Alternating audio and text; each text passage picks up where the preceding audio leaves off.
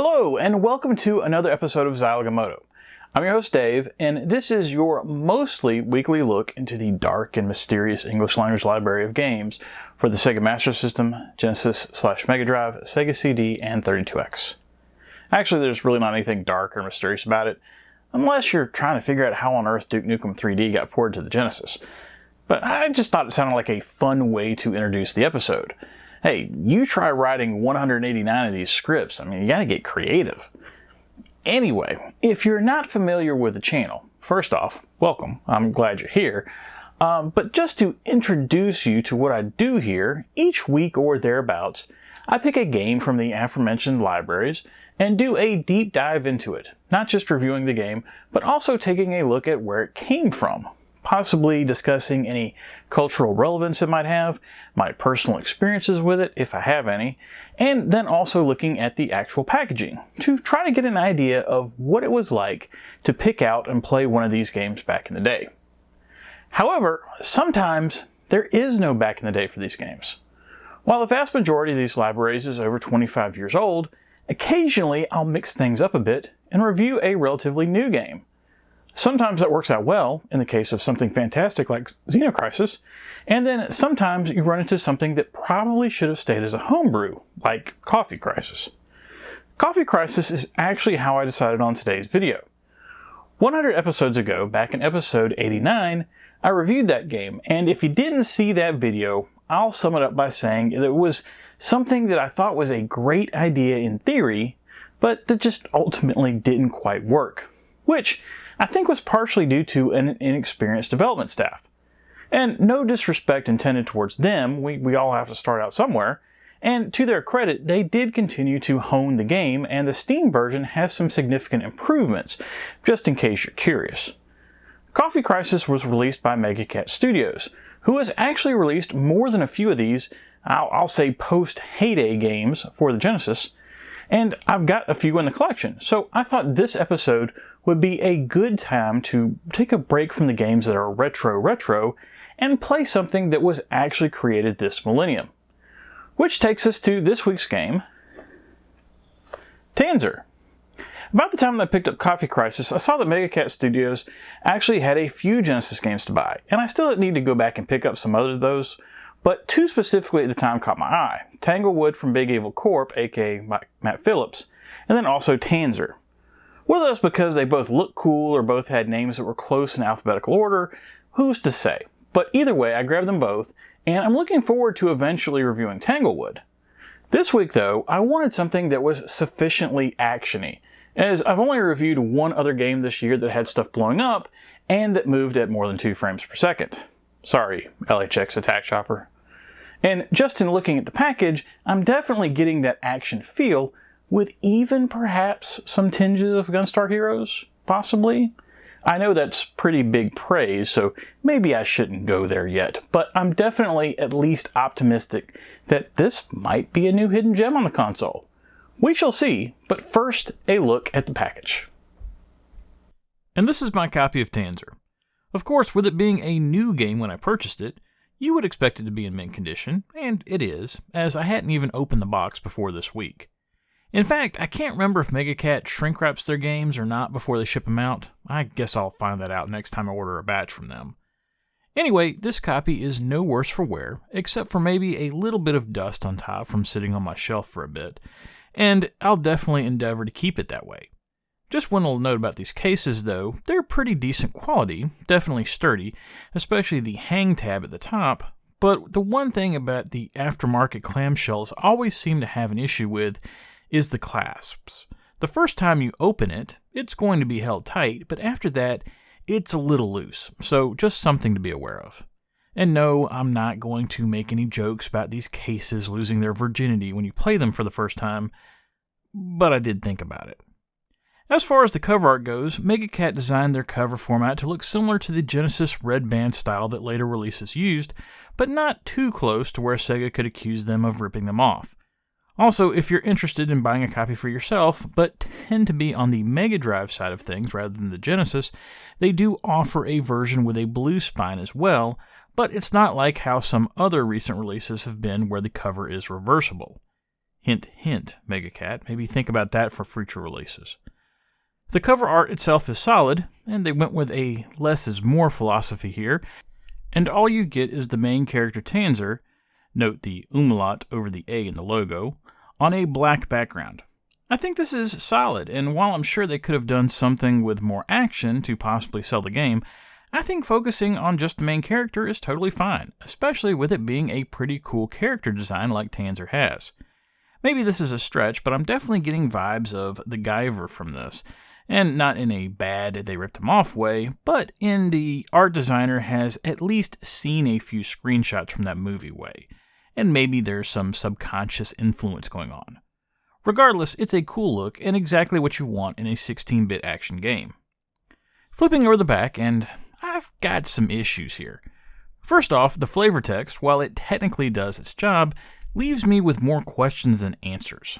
So there's some virus called Parasitus praetorium that's apparently operating on a galactic scale, but rather than affecting people in the way viruses normally do, it's a time virus that requires you to time travel to heal?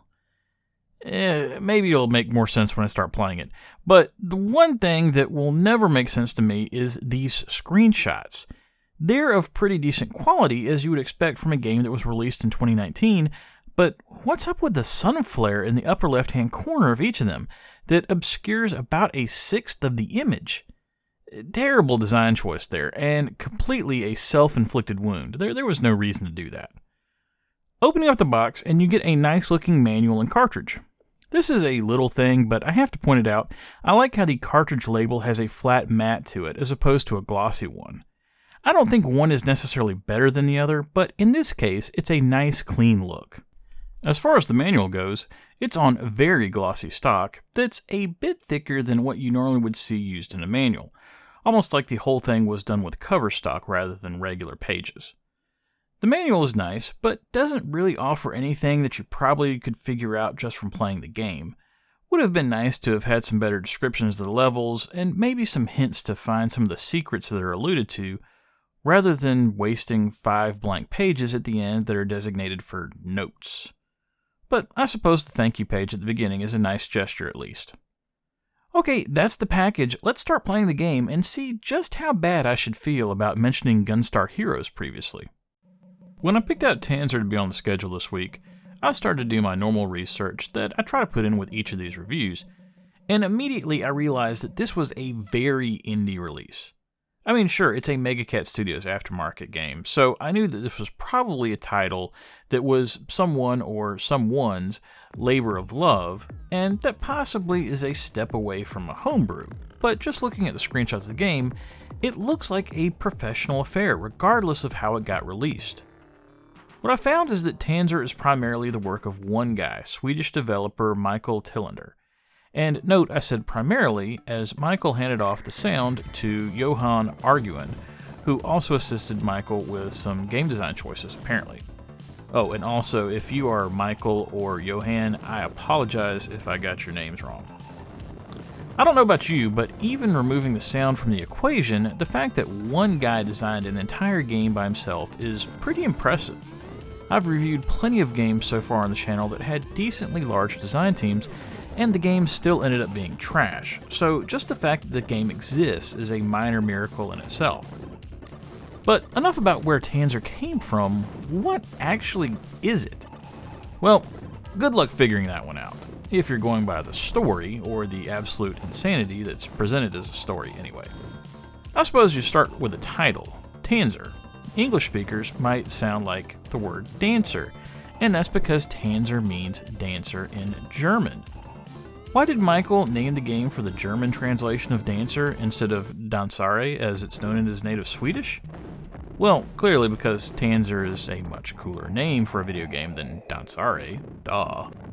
Full disclosure, I have no idea why the name Tanzer was chosen, but it is a cool original name, so probably just best to let it go. The next question would probably be, okay fine, it's German, but why is a side-scrolling action game called Dancer? Well, I'm glad you asked. I referenced the game's ridiculous plot a bit when talking about the rear cover a few minutes ago, but apparently your character is a ballet dancer. or was a ballet dancer. Anyway, you're at practice one night, and this purple flash of light hits and transforms you into the character from the cover of the game. Apparently some alien virus has attacked Earth and transformed everyone into monsters, and to make matters worse, the virus apparently operates in the fourth dimension, and hasn't just affected current day, but also affected Earth in the past. Somehow, you've managed to get your hands on an alien space and time ship, and you've set about to fight the monsters through all sorts of time periods in various areas around the globe. It's like Carmen Sandiego had a baby with Strider, or something.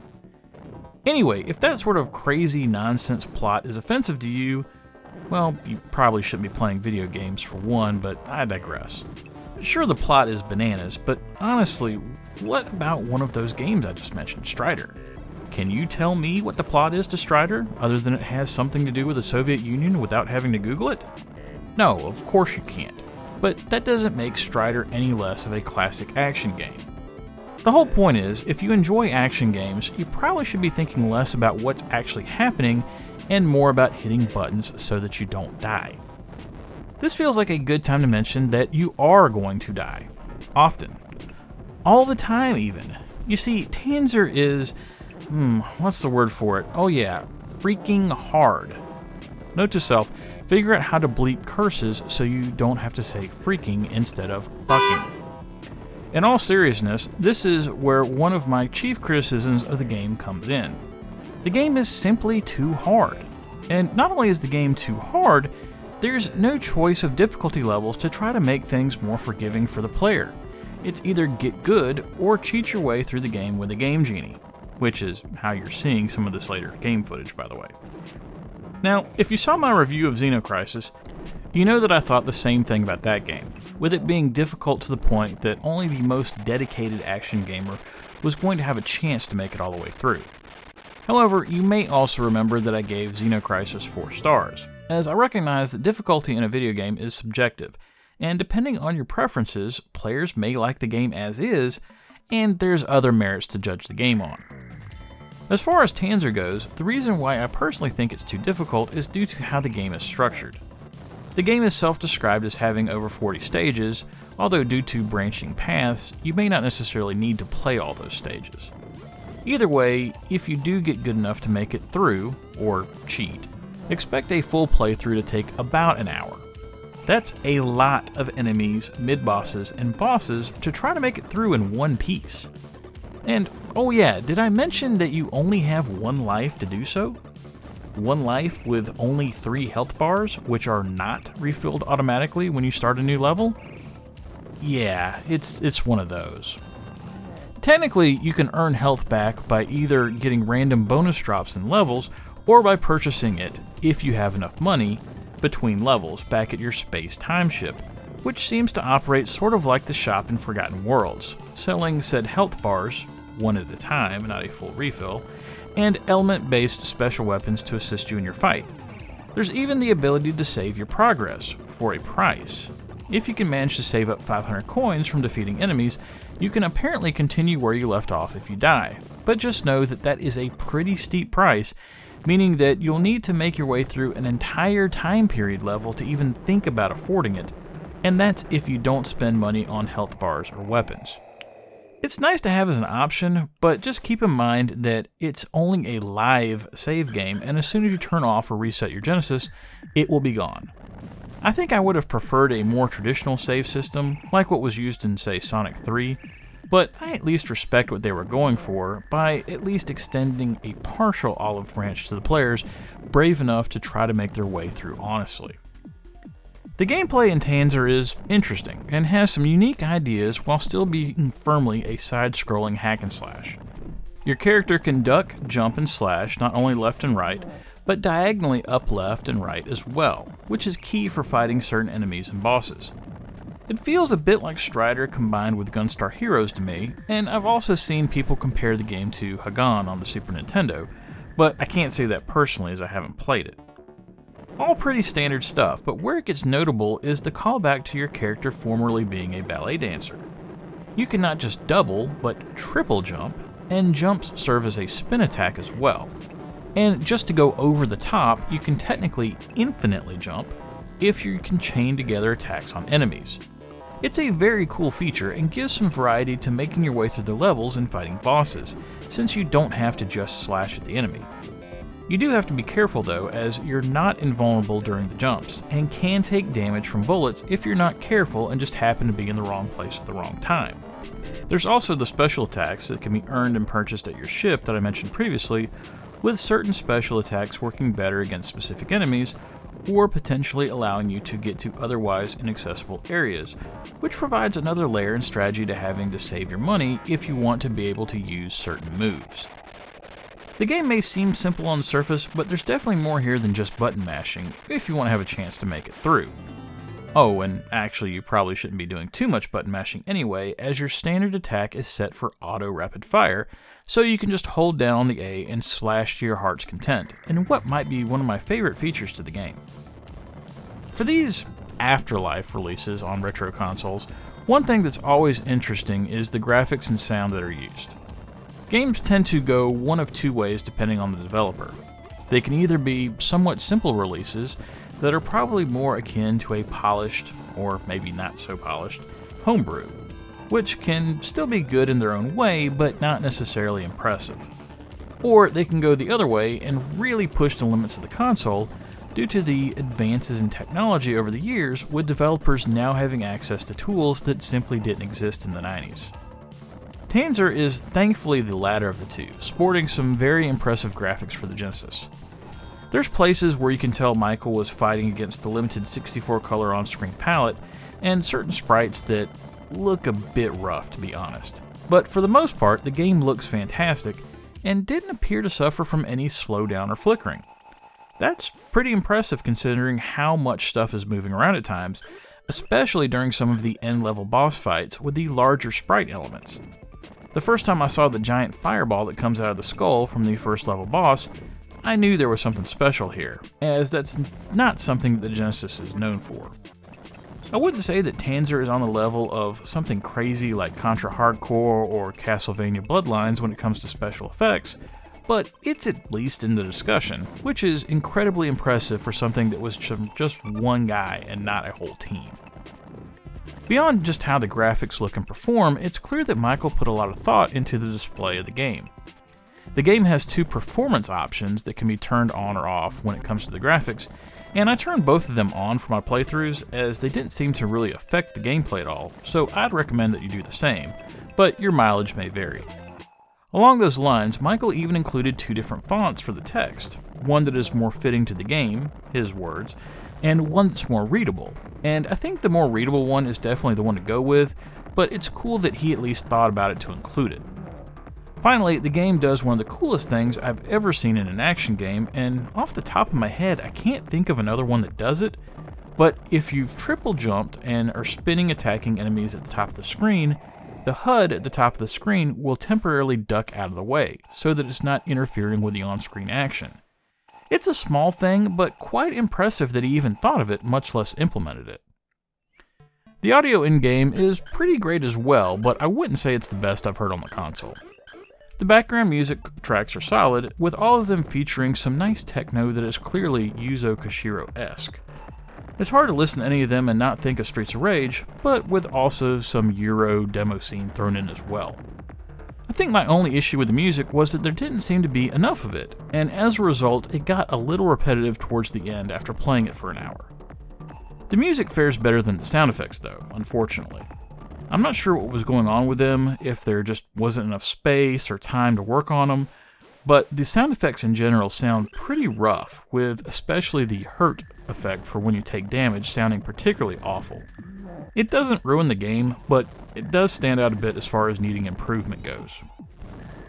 Overall, Tanzer is a bit of a mixed bag for me. I like the fact that it exists at all, as new games for these older consoles aren't exactly a priority for a lot of people. And I think it's a solid concept for a game with the somewhat standard action mixed in with special attack strategy, and then the addition of the jumping attacks.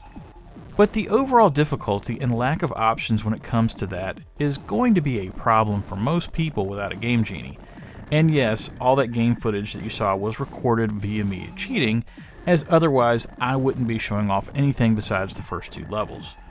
Oh, and to add insult to injury, Tanzer has 2 endings, and to get the good ending, not only do you have to collect 6 items throughout the game, you can't have purchased the save game item from the store, meaning you have to roll through the game without continuing, like in Xenocrisis.